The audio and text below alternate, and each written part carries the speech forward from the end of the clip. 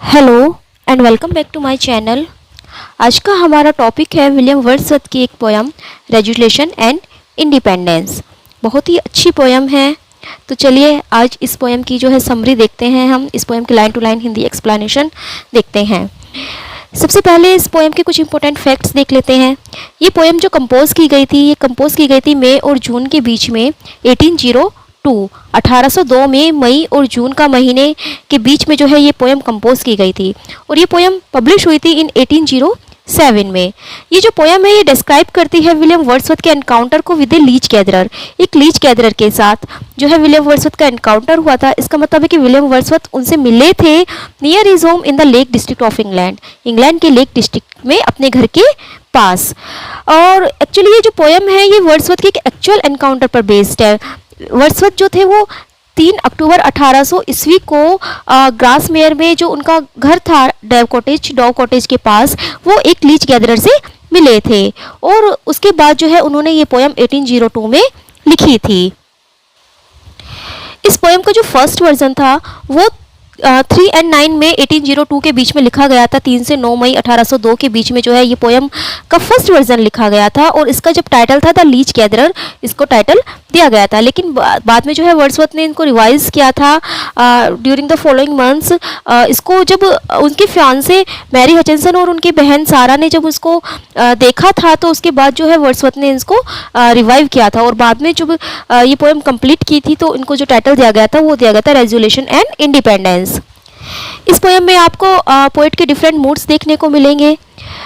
इस पोयम में जो है टोटल 20 स्टेंजास हैं, 20 राइम रॉयल स्टेंजास हैं, यानी कि हर स्टेंजा में 7 लाइंस हैं। और इस पोयम की जो राइमिंग स्कीम है वो है ABABBCC। तो चलिए फिर अपनी पोयम पढ़ते हैं। Resolution and independence. First paragraph. There was a roaring in the wind all night, the rain came heavily and fell in floods. जो फर्स्ट पैराग्राफ है उसमें जो है विलियम वर्ड्सवर्थ बात कर रहे हैं मौसम की। वो उनकी बातों से हमें पता चलता है कि जो रात थी, यानी कि जो रात गुजरी है, उस रात में बहुत तेज़ बारिश आई थी। तो विलियम वर्ड्सवर्थ कहते हैं कि पूरी रात जो है ऑल नाइट, पूरी रात जो है रोयरिंग इन द विंड, हवा में जो है हवा जो गरज रही थी, यानी कि हवा बहुत ज़ोरों से बह रही थी और उसकी जो आवाज़ थी वो पूरी रात जो है विलियम वर्ड्सवर्थ को सुनाई दी। The rain came heavily and fell in floods. बारिश बहुत तेज आई थी एंड फेल इन फ्लड्स, और बाढ़ आ गई थी, यानी कि पानी जो है बहुत ज़्यादा बरसा था, इतना ज़्यादा बरसा था कि पानी भर गया था। जैसे फ्लड्स आती है, बाढ़ आती है, उसी तरह का जो है माहौल हो गया था। यानी कि वो जो रात थी वो बहुत ज़्यादा मतलब डिस्टर्ब करने वाली रात उनकी गुजरी थी। बट नाउ, लेकिन अब द सन इज़ राइजिंग काम एंड ब्राइट, क्योंकि सुबह हो गई है, रात बीत गई है, तो जो सूरज है वो निकल गया है और वो जो सूरज है वो बहुत ही काम और ब्राइट दिख रहा है। जैसा होता है ना कि बारिश के बाद मौसम बहुत ही सुहावना दिखने लगता है, तो उसी तरह जो सन है जो निकला हुआ है, राइज कर रहा है, वो बहुत ही काम, बहुत ही शांत और बहुत ही ब्राइट और बहुत ही चमकीला जो है वो दिखाई दे रहा है। The birds are singing in the distant woods. और जो बर्ड्स है यानी कि पक्षी हैं वो गा रहे हैं इन द डिस्टेंट वुड्स, दूर कहीं जंगलों में, यानी कि जहाँ पर विलियम वर्ड्सवर्थ है उन्हीं के पास में कुछ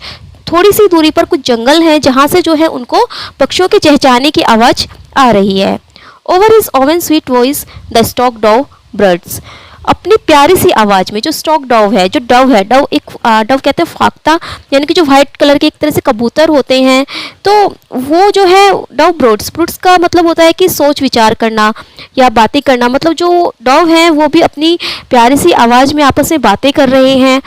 the J make answers at the magpie chatters. उनको जो है वहाँ पर बहुत सी आवाज़ें सुनाई दे रही है। जे एक पक्षी होता है और मैकपाई भी पक्षी होता है, तो ऐसा लग रहा है मानो मैकपाई चैटर कर रहा हो, मैकपाई जो है कुछ बातें कर रहा हो और जो जे पक्षी है वो उसका आंसर दे रहा हो। मतलब एक बार जो है जे की आवाज़ सुनाई देती है तो एक बार जो है मैकपाई की आवाज़ वर्ड्सवर्थ को सुनाई दे रही है। And all the air is filled with pleasant noise of waters. और वहाँ पर ही पास में कोई नदी बह रही होगी जिसका पानी का जो प्लीजेंट नॉइज़ है उससे ये जो पूरा एटमॉस्फेयर है ये भर रहा है। इसका मतलब है कि विलियम वर्ड्सवर्थ को वहाँ पर बहुत सी आवाज़ें सुनाई दे रही हैं, पक्षियों की चहचहाने की आवाज़ उन्हें सुनाई दे रही है और पानी की जो है प्लीजेंट नॉइज़ भी उनको सुनाई दे रहा है। वहाँ पर ही कोई नदी बह रही होगी तो उसकी भी आवाज़ विलियम वर्ड्सवर्थ को सुनाई दे रही है। तो बेसिकली जो फर्स्ट पैराग्राफ है उसमें विलियम वर्ड्सवर्थ ने जिक्र किया है एक रात का, जो कि बहुत ही एक तरह से भयानक गुजरी थी, जिसमें बहुत तेज हवा चल रही थी, बहुत तेज बारिश आ रही थी, लेकिन अब सब कुछ ठीक हो गया है। इसको हम कंपेयर भी कर सकते हैं कि कभी कभी ऐसा होता है लाइफ में बहुत ज़्यादा प्रॉब्लम्स आ जाती हैं, और लेकिन क्या होता है उसके बाद सब कुछ ठीक हो जाता है, तो हमें सब कुछ अच्छा लगने लगता है। तो इसी तरह जो है विलियम वर्ड्सवर्थ ने भी यहाँ पर कहा है। Second paragraph, all things that love the sun are out of doors. यहाँ पर विलियम वर्ड्सवर्थ कहते हैं कि वो सभी चीज़ें जो कि सूरज से प्यार करती है वो अपने दरवाज़ों से बाहर आ गई है, क्योंकि बारिश हो गई थी तो सब जो है अपने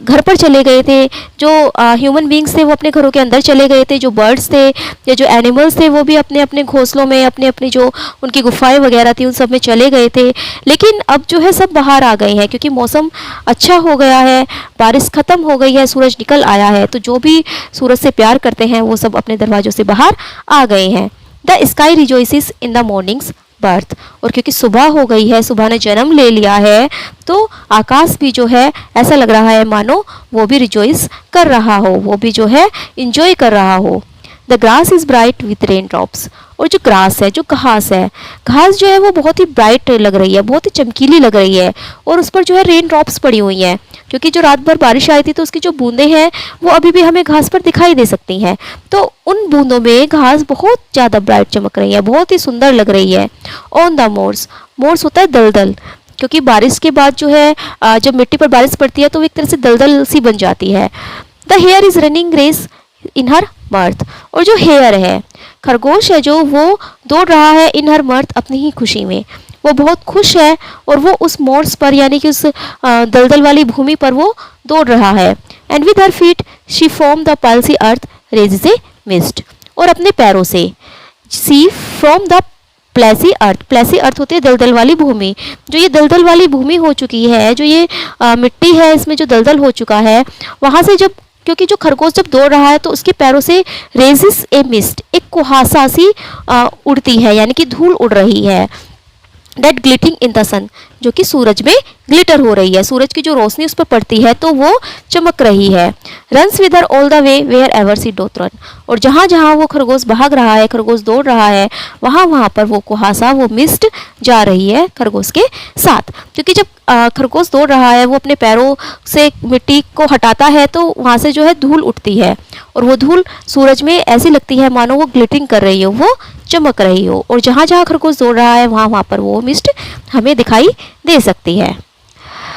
अब विलियम वर्ड्सवर्थ कहते हैं कि I was a traveller then upon the moor I saw the hare that rest about with joy. मैं तो एक ट्रेवलर था, आई वॉज ए ट्रेवलर, यानी कि मैं तो वहाँ पर ट्रेवल कर रहा था, मैं तो इधर उधर घूम रहा था, डेट अपॉन द मोर, उस दलदल वाली भूमि पर।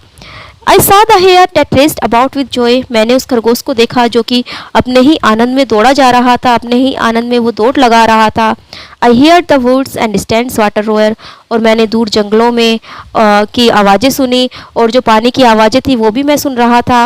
और hear them not as happy as a boy, या आप कह सकते हो कि मैं नहीं सुन रहा था, जितना खुश होकर एक बच्चा इन आवाज़ों को सुनता है शायद मैं उस तरह से उनको नहीं सुन पा रहा था, क्योंकि जो वर्ड्सवर्थ थे वो इन सब चीज़ों को देखकर खुश तो हो रहे थे, लेकिन उनके माइंड में कहीं ना कहीं जो है मेलनकली यानी कि दुख के विचार भी उनके माइंड में आ रहे थे। तो वो कहते हैं कि मैं इन सब चीज़ों को सुन तो रहा था, लेकिन शायद जितना खुश होकर एक बच्चा इन्हें सुनता है या जितना खुश होकर एक बच्चा इन्हें इंजॉय करता है उस तरह से मैं नहीं कर पा रहा था। The pleasant season did my heart employ, इस प्लीजेंट सीजन ने, इस जो ये सीजन था, जो ये मौसम था, जो ये सुहावना मौसम था, डिड माई हार्ट एम्प्लॉय, इसने जो है मेरे हार्ट पर, मेरे हृदय पर एम्प्लॉय कर दिया, यानी कि मेरे हृदय को पर जो है इसने एक तरह से राज कर लिया, मेरे हृदय पर ये हावी हो गया। My old remembrance went from me Holi, और जो मेरी पुरानी यादें थी, जो मेरी दुख भरी यादें थी, वो सब मेरे पास से बिल्कुल पूरी तरह से होली पूरी तरह से वो चली गई। And all the ways of man so when and मेलनकली, और सारे जो लोगों के दुख होते हैं, लोगों की जो परेशानियां होती हैं, वो उस वक्त मेरे पास से चली गई। यानी कि जो विलियम वर्ड्सवर्थ थे, जब उन्होंने इस सब को देखा, वो इन सब को इंजॉय करना चाहते थे, तो वो कहते हैं कि जब मैं इन सब चीज़ों को देख रहा था तो जितने भी ओल्ड रिमेम्बरेंस थी, जितना भी मेरे पास वेन था, मेलनकली थी, वो मेरे पास से टोटली चली गई थी उस वक्त। Next, but as it sometimes chance it from the might of joys in mind that can no further go. अब जो है विलियम वर्ड्सवर्थ कहते हैं, विलियम वर्ड्सवर्थ ने जो पहले 3 पैराग्राफ जो हैं उन्होंने उसमें उसके मौसम के बारे में बताया है, खुशियों के बारे में बताया है, लेकिन अब विलियम वर्ड्सवर्थ फिर से जो है सैड हो जाते हैं। वो कहते हैं कि एज इट समटाइम्स चांस, जैसे कभी कभी होता है, from the might of joys in minds that can no further go, कि जब हम बहुत ज़्यादा खुश होते हैं, हमारे माइंड में जो है बहुत ज़्यादा खुशी आ जाती है, लेकिन वो आगे नहीं जा पाती, हम और उसको एंजॉय नहीं कर पाते, क्योंकि as high we have mounted in delight, क्योंकि जितना ज़्यादा ऊपर हम चढ़ते जाते हैं खुशी में, यानी कि जितना ज़्यादा हम खुश होते जाते हैं, in our dejection do we sink as low, उतना ही दुख में हम डूबते चले जाते हैं। कभी कभी ऐसा होता है ना कि हमें बहुत ज़्यादा खुशी मिलती है, हम बहुत ज़्यादा खुश हो जाते हैं, लेकिन अचानक से कोई ना कोई दुख आ जाता है। या एक तरह से जैसे बच्चों को भी बोल देते हैं कि मतलब बेसिकली बोल देते हैं कि तुम ज़्यादा मत हंसो, जितना ज़्यादा तुम हंसोगे उतना ज़्यादा रोना पड़ेगा। तो ऐसा ही होता है कि कभी कभी हम बहुत ज़्यादा खुश होते हैं तो कुछ ना कुछ दुख आ जाता है। तो यहाँ पर विलियम वर्ड्सवर्थ कह रहे हैं कि कभी कभी ऐसा होता है। To me that morning did it happen so, और मेरे साथ भी दैट मॉर्निंग, उस सुबह, डिड इट हैपन सो, ऐसा ही हुआ। यानी कि जो विलियम वर्ड्सवर्थ बोल रहे थे कि कभी कभी ऐसा हो जाता है, विलियम वर्ड्सवर्थ कह रहे हैं कि मेरे साथ भी ऐसा ही हुआ। And fears and fancies is thick upon me came, और जो फियर्स थे, जो डर थे, एंड फैंसीज थी, जो इमेजिनेशंस थी, थिक अपॉन मी केम, उनके ऊपर आ गई, उन पर हावी हो गई। Dim sadness and blind thoughts, और कुछ ब्लाइंड थॉट्स, कुछ सैडनेस, कुछ दुख भरी बातें, कुछ ब्लाइंड थॉट्स, कुछ गलत विचार, यानी कि कुछ दुख भरे विचार उनने उनको घेर लिया। I knew note NOR could name, मैं नहीं जानता था कि वो कहाँ से आए, नोर कुड नेम, ना ही मैं उन्हें नाम दे सकता था, लेकिन मैं फिर से दुखी हो गया। यानी कि विलियम वर्ड्सवर्थ उन सबको एंजॉय करना चाहते थे, एटमॉस्फेयर को वो खुश होना चाहते थे, लेकिन जैसे ही वो उन सबको देखकर खुश होने लगे थे, तभी जो है दुख भरे विचारों ने उन्हें जकड़ लिया था, दुख भरे विचार उनके मन में आ गए थे। अब वो कहते हैं I hear the skylark warbling in the sky, skylark भी एक पक्षी होते हैं। तो वो कहते हैं मैंने सुना, आई हर्ड, मैंने सुना द स्काईलार्क को वार्बलिंग गाते हुए इन द स्काई, आकाश में, मैंने स्काईलार्क को बातें करते हुए गाते हुए आकाश में सुना। And I bethought me of the playful hare, और फिर मैं सोचने लगा उस प्लेफुल हेयर के बारे में, उस खरगोश के बारे में जो कि खेल रहा था। Even such a happy child of earth am I, even as these blissful creatures do I fear, far from the world I walk and far from all care। वो कहते हैं कि हालांकि उस वक्त मैं उस पृथ्वी का बहुत ही ज़्यादा हैप्पी चाइल्ड था, यानी कि उस वक्त मैं इतना मुझे ऐसा लग रहा था कि शायद इस पृथ्वी पर मेरे से ज़्यादा खुश कोई और होगा ही नहीं। Even as this blissful creatures do I fair, और जितने भी ये ब्लिसफुल क्रिएचर्स थी जिसको मैं देख रहा था, far from the world I walk, उस संसार से मैं दौड़कर, उस संसार से मैं वॉक करके चलकर मैं दूर आ गया था। एंड फ्रॉम ऑल केयर, और सारी परेशानियों से और सारी केयर से मैं दूर आ गया था। But there may come another day to me, वो कहते हैं कि उस दिन तो मैं बहुत खुश था, उस दिन मुझे लग रहा था कि वाकई में मैं इस पृथ्वी का जो हैप्पीएस्ट चाइल्ड हूँ, और ये क्रिएचर्स जो है मुझे सब ब्लिसफुल दिखाई दे रही थी, और मुझे ऐसा लग रहा था कि मैं अपने दुख परेशानियों से बहुत दूर आ गया हूँ, मैंने संसार को बहुत पीछे छोड़ दिया है। लेकिन there may come another day to me, लेकिन एक और दिन भी तो आना था मेरे पास, यानी कि मुझे अगले दिन, ये दिन तो मेरे लिए बहुत अच्छा था, लेकिन अगला दिन भी तो आना था, मैं हमेशा तो यहाँ नहीं रहूँगा। Solitude, pain of heart, distress and poverty, कैसा दिन? सोलिट्यूड का, यानी कि अकेलेपन का, पेन ऑफ हार्ट, दर्द का, डिस्ट्रेस का, एंड पॉवर्टी, और गरीबी का। यानी कि आज तो मैं बहुत खुश हूँ, लेकिन मुझे ये पता है कि मुझे यहाँ नहीं रहना है, मैं यहाँ नहीं रह पाऊँगा, मेरे लिए अगला दिन भी आना है, और वो अगला दिन मेरे जो है दुखों से, दुख दर्द से, सोलिट्यूड से वो भरा हुआ होगा। अब विलियम वर्ड्सवर्थ कहते हैं कि my whole life I have lived in pleasant thought, कि मैंने अपने पूरे जीवन में, आई हैव लिव्ड, मैं ऐसे जिया हूँ, इन प्लीजेंट थॉट, अच्छे अच्छे विचारों के साथ। एज मानो if life's business were a summer mood, मेरे लिए जो जीवन था वो एक गर्मी के मौसम की तरह था, समर मूड की तरह था, क्योंकि समर में वैकेशन होती है। तो विलियम वर्ड्सवर्थ कहते हैं कि मेरे लिए तो मेरी जिंदगी एक वैकेशन की तरह रही है। एज इफ, मानो all needful things would come unsought, बिना कोई मेहनत किए, अनसोट मतलब बिना कोई काम किए ही जितने भी मेरी नीडी थी, जितने भी मेरी जो है नीडी थिंग्स थी, नीडफुल थिंग्स थी, जो भी चीज़ों की मुझे ज़रूरत थी, वो सब मेरे पास आ गई हो। यानी कि मैंने अपना जीवन बहुत ही अच्छे से जिया है। To genial faith still rich in genial good, but how can he expect that others would build for him, show for him, and at his call love him, who for himself will take no heed at all। Genial होता है मिलनसार, faith विश्वास, still rich in genial good, यानी कि मेरा जो विश्वास था या जो मेरी जो लाइफ थी वो बहुत ही मिलनसार रही है, बहुत ही रिच वो रही है, मेरे पास हर चीज़ें थी। बट किंतु हाउ कैन ही एक्सपेक्ट, वह व्यक्ति कैसे एक्सपेक्ट कर सकता है डेट की अदर्स, जो दूसरे लोग हैं, शुड बिल्ड फॉर हिम, वो उसके लिए काम करे, उसके लिए बिल्ड करे, उसके लिए सो करे, एंड एट हिज कॉल, और जब वो उसको बुलाए, लव हिम, उसे प्यार करे, who for himself will take no heed at all, जो अपने लिए कुछ भी ना करता हो, यानी कि वह व्यक्ति जो किसी के लिए भी और अपने लिए भी कुछ नहीं करता हो, वो दूसरों से कैसे एक्सपेक्ट कर सकता है कि वो उसके लिए सब कुछ करे। अब यहाँ पर जो है William Wordsworth next paragraph, next stanza है, इसमें विलियम वर्ड्सवर्थ दो पोइट्स को याद करते हैं, एक तो है थॉमस चैटरन और एक रॉबर्ट बर्न्स। तो वो बोलते हैं कि I thought of Chatterton the marvellous boy.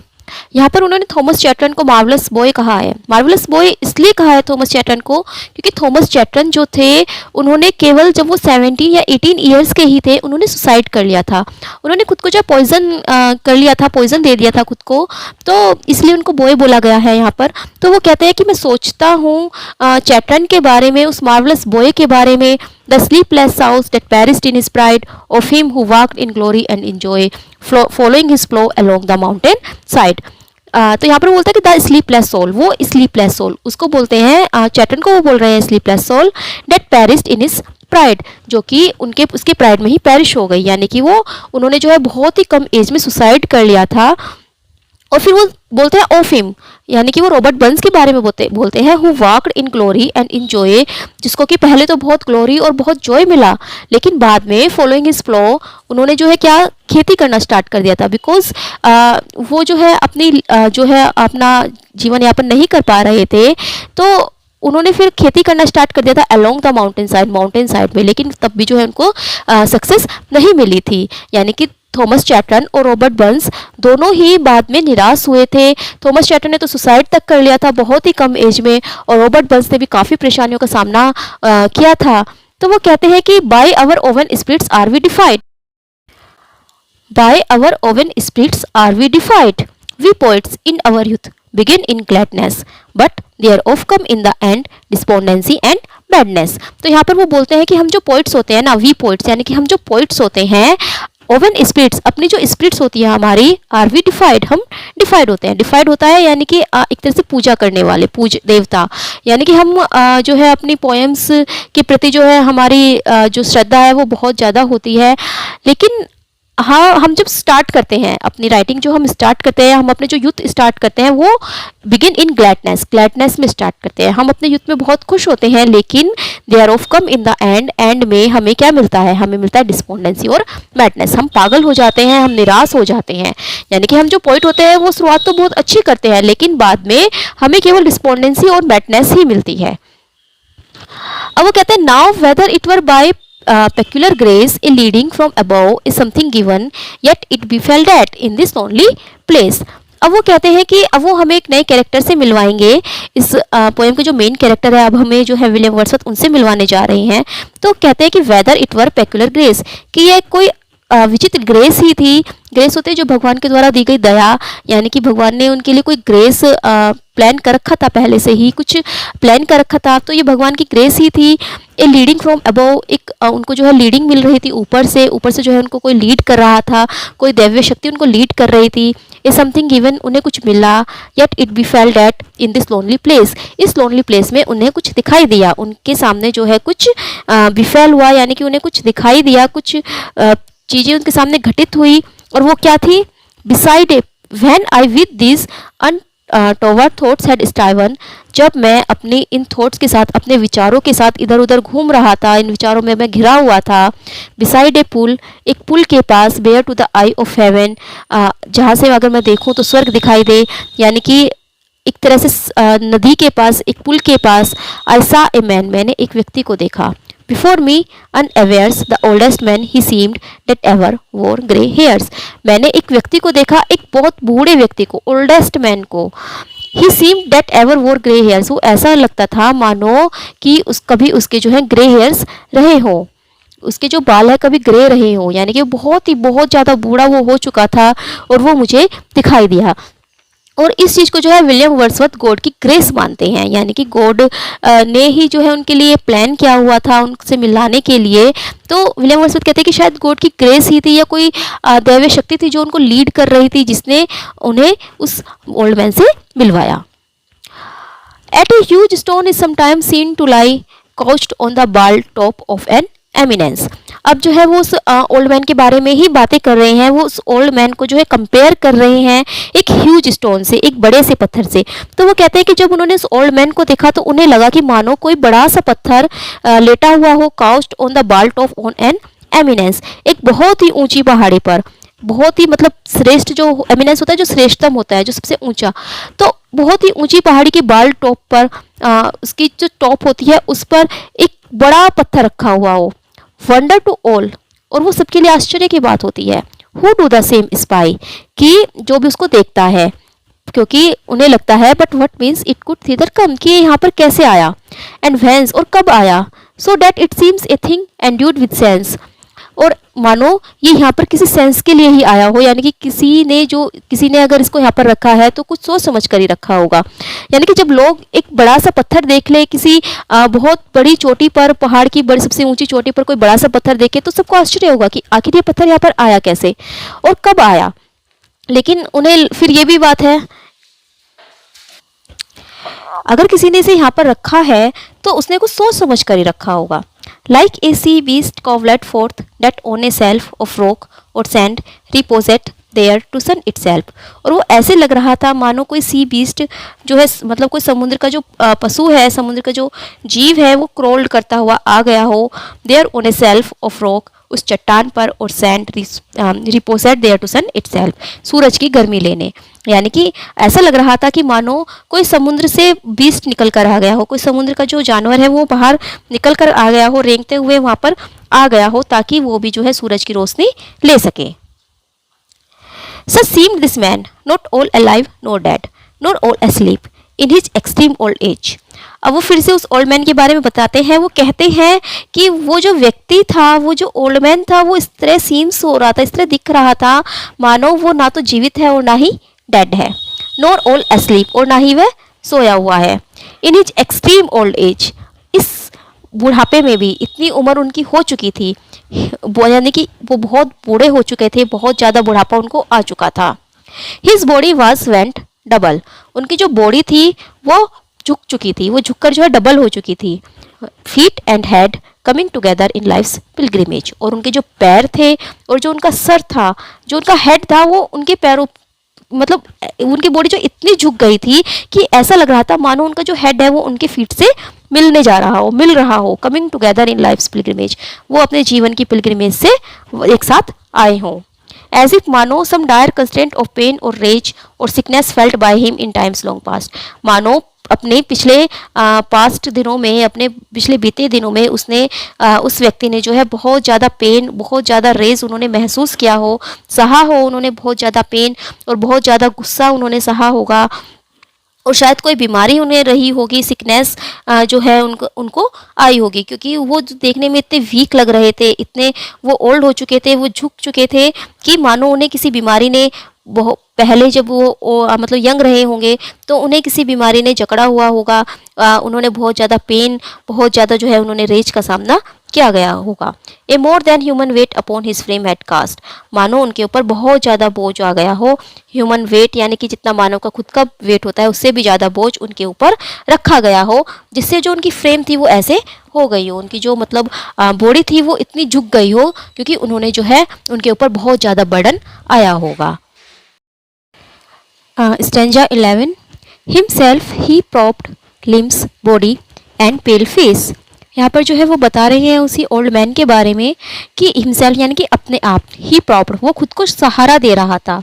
Limbs यानी कि अपने लिम्स को, बॉडी अपने शरीर को, एंड पेल फेस और उसके पीले पड़ चुके चेहरे को। यानी कि वो जो ओल्ड मैन था उसका चेहरा बहुत ही पीला पड़ चुका था, वो बहुत ही कमज़ोर था, लेकिन वो फिर भी खुद को सहारा दिए हुए था। अपॉन ए लॉन्ग, एक लंबी ग्रे कलर की स्टाफ, लकड़ी का जो डंडा होता है, एक छड़ी टाइप ऑफ शेवन वुड, यानी कि तरासी हुई जो लकड़ी होती है, शेव की गई हो जिस लकड़ी की, तो ऐसी उसके पास एक छड़ी थी और उसी के सहारे जो है वो अपने आप को, अपने शरीर को लिए खड़ा था।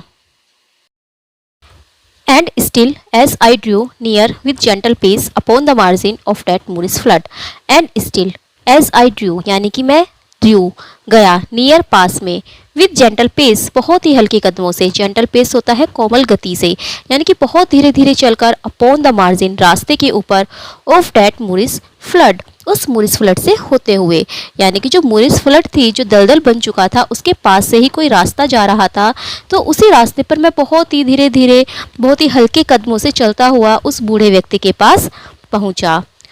जब पोइट जो है उस ओल्ड मैन के पास पहुंचते हैं तो वो क्या देखते हैं कि वो जो ओल्ड मैन था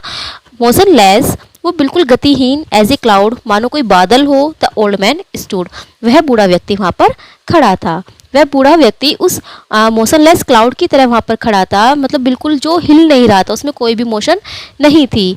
डैट,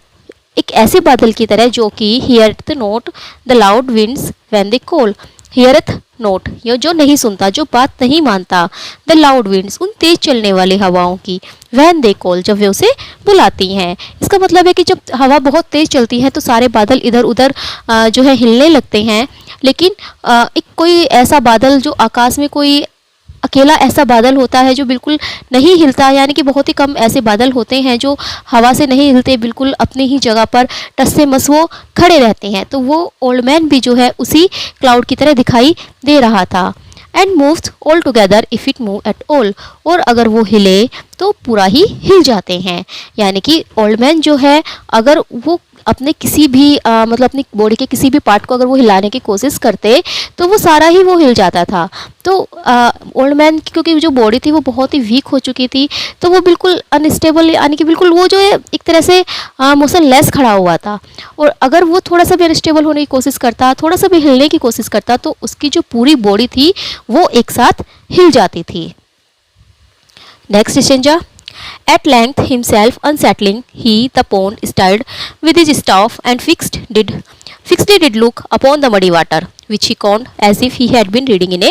book. At length यानी कि थोड़ी सी दूरी से, himself unsettling, अपने आप को वो अनसेटल करते हुए, अनसेटलिंग मतलब अपने आप को परेशान करते हुए, एक तरह से अपने शरीर को हिलाते हुए ही वह द पॉन्ड उस तालाब में, स्टर्ड विद हिज स्टाफ, अपनी उस लकड़ी से जो अपनी छड़ी हुई उसने ली थी उसके जो पानी को वो हिलाता है। और तो ओल्ड मैन उसके बाद क्या करता है, वो जो उसके हाथ में छड़ी थी उस छड़ी से जो है जो तालाब था उसके पानी को वो उस छड़ी से थोड़ा सा हिलाता है। एंड फिक्सडली, और बहुत ही फिक्स तरीके से, डिड लुक, वो उसकी ओर देखता है, अपॉन द मडी वाटर, उस मडी वाटर में, उस पानी में वो बहुत ही ध्यान से देखता है। विच ही कॉन्ट, मानो एज इफ, मानो he had been reading in a book, वो कोई पुस्तक पढ़ रहा हो। कौन माने होता है धोखा देना, यानी कि उसको देखकर कोई भी धोखा खा सकता है। जैसे वो उस पानी को बहुत ही ध्यान से देख रहा था, तो कोई भी व्यक्ति ऐसा धोखा खा सकता है मानो कि वो कोई किताब पढ़ रहा हो। कोई भी व्यक्ति ऐसा सोच सकता है कि शायद वो कोई बहुत ही किताब जो है वो बहुत ही ध्यान से पढ़ रहा है, तो ऐसे वो किसी को भी धोखा दे सकता है। एंड नाउ, और अब, ए स्ट्रेंजर प्रिविलेज आई टुक, मैंने जो है एक स्ट्रेंजर का प्रिविलेज लिया, यानी कि एक स्ट्रेंजर होते हैं उसका लाभ उठाते हुए। And drawing to his side, मैं उसके पास गया, टू हिम डिड से, और मैंने उससे कहा, यानी कि फिर मैंने अपने स्ट्रेंजर होने का लाभ उठाया और मैं जो हूँ उस ओल्ड मैन के पास पहुँचा और मैंने फिर उनसे बातें करनी स्टार्ट कर दी। मैंने उनसे पूछा, this morning gives us promise of a glorious day, यानी कि पोइट को उससे बात करनी थी तो कोई बहाना चाहिए था उनसे बात करने का। तो उन्होंने सिंपली ये कह दिया कि आज की जो सुबह है, ऐसा उसे देखकर ऐसा लगता है कि मानो आज का दिन जो है बहुत ही ग्लोरियस होने वाला है। तो पोइट ने जो है यहाँ से अपनी बात स्टार्ट की। Now next stanza, A gentle answer did the old man make, यानी कि जब पोइट ने उनसे बोला कि आज की जो सुबह है उसे लगता है कि आज का दिन बहुत ही ग्लोरियस होने वाला है, तो उस ओल्ड व्यक्ति ने बहुत ही जेंटल आंसर दिया, बहुत ही धीरे से उसने आंसर दिया। In courteous speech which forth he slowly drew and him with further words I thus bespake, और उसकी जो स्पीच थी वो बहुत ही कोर्टियस थी, यानी कि बहुत ही जो है भले अंदाज में बहुत ही अच्छे से उसने मेरे क्वेश्चन का आंसर दिया, बहुत ही धीरे से। विच फोर्थ ही स्लोली ड्रू, यानी कि धीरे से, बहुत ही धीरे से उसने कहा। And him with further words I thus bespake, और फिर जो है जब उसने मेरी बात का उत्तर दिया तो मुझे लगा कि हाँ ये मुझसे बातें कर लेगा, मतलब पोइट को ऐसा लगा कि जैसे पोइट ने उनसे बातें करनी स्टार्ट की तो ओल्ड मैन ने भी जो है बहुत ही अच्छे से नम्रता से उनकी बातों का उत्तर दिया। तो पोइट को लगा कि शायद अब मैं उनसे जो हूँ आगे बातें कर सकता हूँ। तो जो है मैंने आई थस बी स्केप, मैंने जो है अपनी बातों को आगे बढ़ाया और मैंने उससे पूछा what occupation do you there pursue, कि तुम यहाँ पर क्या कर रहे हो, तुम क्या काम करते हो। This is a lonesome place for one like you, तुम्हारे जैसे व्यक्ति के लिए, फॉर वन लाइक यू यानी कि तुम्हारे जैसे व्यक्ति के लिए तो दिस माने यह है, इज है एक लोनसम प्लेस, बहुत ही अकेला सा अकेली सी जगह, यानी कि ये जगह तो बहुत ही लोनसम है, तुम यहाँ पर क्या कर रहे हो। एरा ही रिप्लाइड, इससे पहले कि वो उत्तर देता, एरा मतलब पहले ही वो बूढ़ा व्यक्ति, यानी कि इससे पहले कि वो बूढ़ा व्यक्ति कुछ कह पाता, ए फ्लैश एक चमक, ऑफ माइल्ड सरप्राइज सरप्राइज की, आश्चर्य की, ब्रोक मुझे दिखाई दी, from the sable orbs of his yet vivid eyes, vivid होती है चमकदार, आइज माने आंखें, और ऑर्ब्स होती है, ऑर्ब्स मतलब पुतलियां, जो आंखों की जो पुतलियां होती हैं, और सेबल काला रंग, सेबल होते काले रंग की, यानी कि जो उसकी चमकदार काले रंग की आंखें थी, उसकी पुतलियों में से मुझे एक बहुत ही आश्चर्य की जो है चमक दिखाई दी। यानी कि ओल्ड मैन, इससे पहले ओल्ड मैन ने एकदम से जब पोइट ने जब उनसे कुछ पूछा तो उस ओल्ड मैन ने पोइट की ओर देखा, तो जब ओल्ड मैन ने पोइट की ओर देखा तो पोइट ने देखा कि उसकी आंखों में से आश्चर्य की एक बहुत ही जो है चमक पोइट ने देखी। His words came feebly from A feeble chest, उसके जो शब्द थे, यानी कि बूढ़े व्यक्ति ने जो कुछ भी पोएट को आंसर दिया तो उसके जो शब्द थे वो बहुत ही धीरे से आए थे, फ्रॉम ए फीबल चेस्ट, एक कमज़ोर सी छाती से निकले हुए, क्योंकि उसके शरीर बहुत ही कमज़ोर हो चुका था, तो उसके कमज़ोर सी शरीर से जो है उसके जो शब्द थे वो बहुत ही कमज़ोर से थे, यानी कि बहुत ही धीरे से बहुत ही टूटे फूटे से शब्दों में जो है वो ओल्ड मैन बोले। But each in solemn order followed each, हालांकि उसके शब्द जो थे वो बहुत ही कमज़ोर से लग रहे थे, बहुत ही धीरे से उन्होंने बोला, लेकिन उसके जितने भी शब्द थे, प्रत्येक जो शब्द था वो एक ऑर्डर में था, फॉलोड ईच, एक को एक के बाद दूसरे को फॉलो करता हुआ, with something of a lofty utterance drest, पहले से ज़्यादा प्रभावपूर्ण, यानी कि वो जिसके जितने भी शब्द आए एक के बाद एक शब्द, तो अगला जो शब्द होता था वो पहले शब्द से बहुत अधिक प्रभावपूर्ण होता था, यानी कि उसने बहुत ही ऑर्डरली मेरी बातों का उत्तर दिया, उसके शब्द बहुत ही ऑर्डरली आए एक दूसरे को फॉलो करते हुए। चॉइस वर्ड, उसके जो वर्ड्स थे, उसके जो शब्द थे वो चॉइस थे, यानी कि जैसे चुनकर बोले गए हों, एंड मेजर्ड फेस, और जिनको कि मेजर किया गया हो, नाप तोल कर बोला गया हो, above the reach of ordinary man, और उनके जो शब्द थे वो अबव थे, बाहर थे, पहुंच से, ऑफ ऑर्डिनरी मैन, किसी साधारण व्यक्ति के, यानी कि जो शब्द उस बूढ़े व्यक्ति ने बोले थे वो कोई ऑर्डिनरी मैन नहीं बोल सकता। ए स्टेटली स्पीच, उसकी जो स्पीच थी वो एक स्टेटली स्पीच थी, सच एज मानो grave livers do in Scotland use religious man who give to God and man their dues, मानो जब स्कॉटलैंड में जो ग्रेव लाइवर्स होते थे, ग्रेव लाइवर्स शायद प्रोटेस्टेंट्स को बोलते हैं, तो स्कॉटलैंड में जो प्रोटेस्टेंट होते थे वो जो बोलते थे, जिस तरह की स्पीच वो देते थे, और जो रिलीजियस मैन होते थे, जो धार्मिक प्रवृत्ति के लोग होते थे, who give to God and man their dues, जो कि भगवान के प्रति और लोगों के प्रति अपनी कर्तव्यों का पालन करते थे, तो यानी कि जो रिलीजियस मैन होते थे जिस तरह वो बोलते थे, जिस तरह जो ग्रेव लाइवर्स होते थे वो अपनी स्पीच देते थे बहुत ही सोच समझकर, नपे तुले शब्दों में, तो ऐसे ही उस ओल्ड मैन ने अपने शब्दों को कहा। ओल्ड मैन के जो शब्द थे वो भी बहुत ही नपे तुले थे, बहुत ही जो है वो चॉइस्ड थे, चुने हुए शब्द थे, और ऐसे शब्द कोई ऑर्डिनरी मैन नहीं बोल सकता। हालांकि उन्होंने बहुत धीरे से बोला, लेकिन जो भी बोला उन्होंने बहुत ही नाप तोल कर बोला। ही टोल्ड, उन्होंने कहा, यानी कि उस बूढ़े व्यक्ति ने कहा,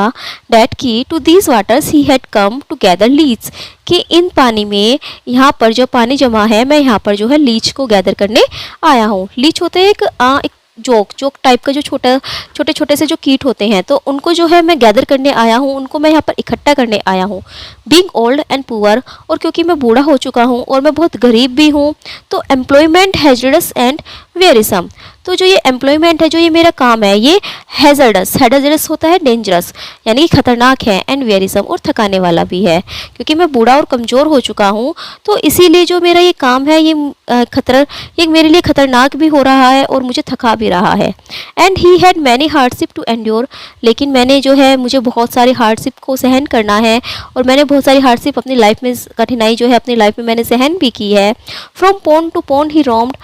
मैं जो हूँ एक तालाब से दूसरे तालाब पर घूमता रहता हूँ। फ्रॉम मोर टू मोर, एक मोर से दूसरे मोर की ओर, मोर यानी कि दलदल, housing with God's good help, और मैं हाउसिंग भी करता हूँ, यानी कि मैं कहीं पर रह भी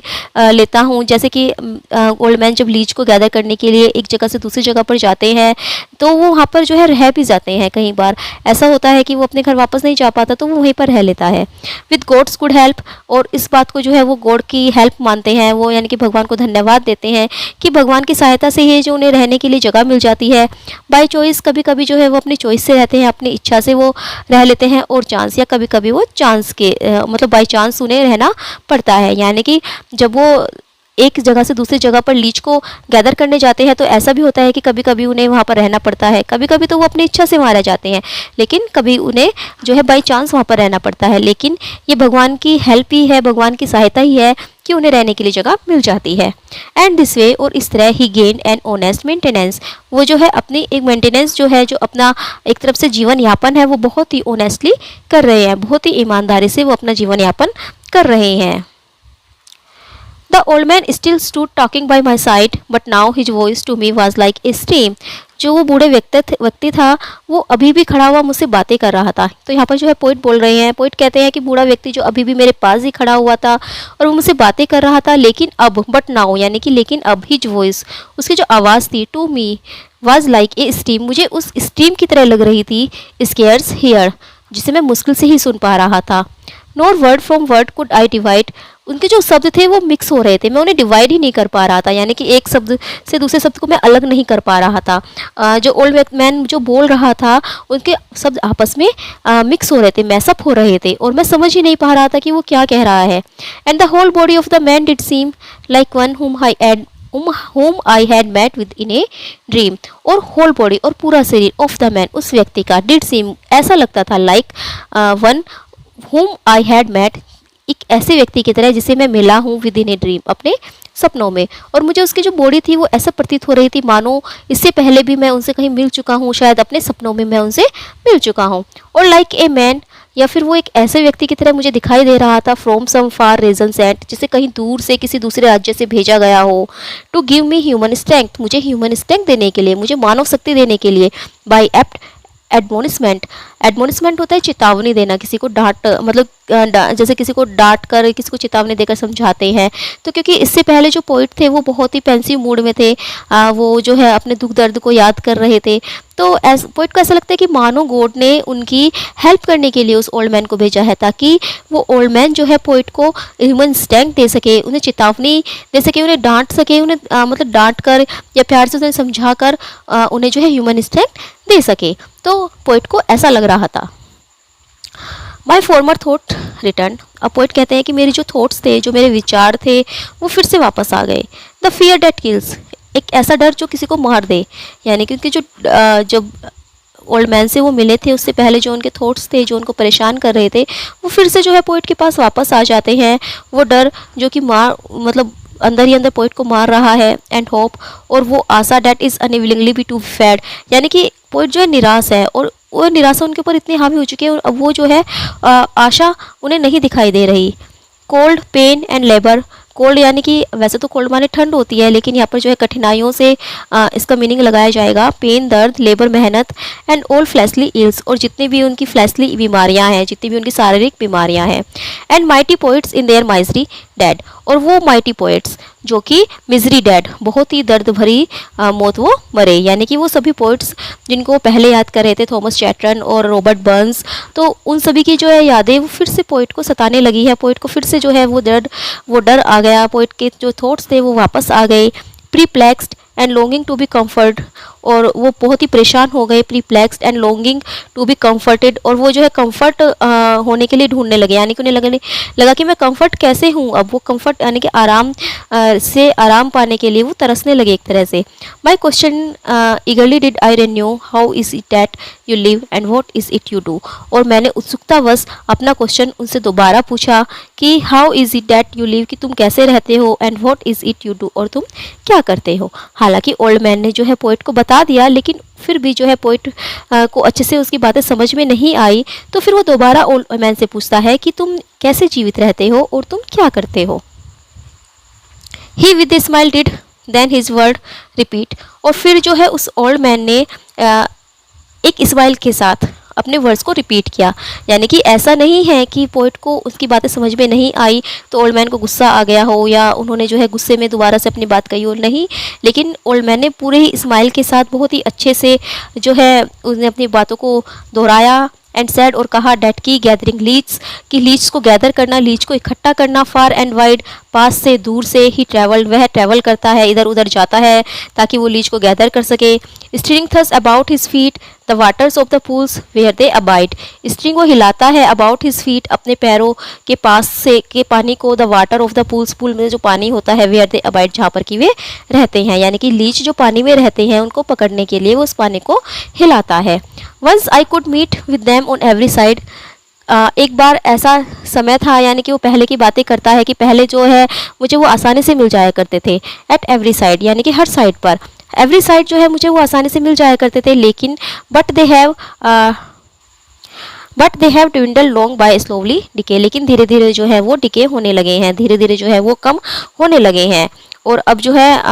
ओल्ड मैन को उन्हें ढूंढने में बहुत परेशानी होती है। येट फिर भी still I persevere and find them where I may, लेकिन मैं अभी भी मेहनत करता हूँ और जहाँ पर भी मुझे वो मिले मैं उन्हें ढूंढ लेता हूँ।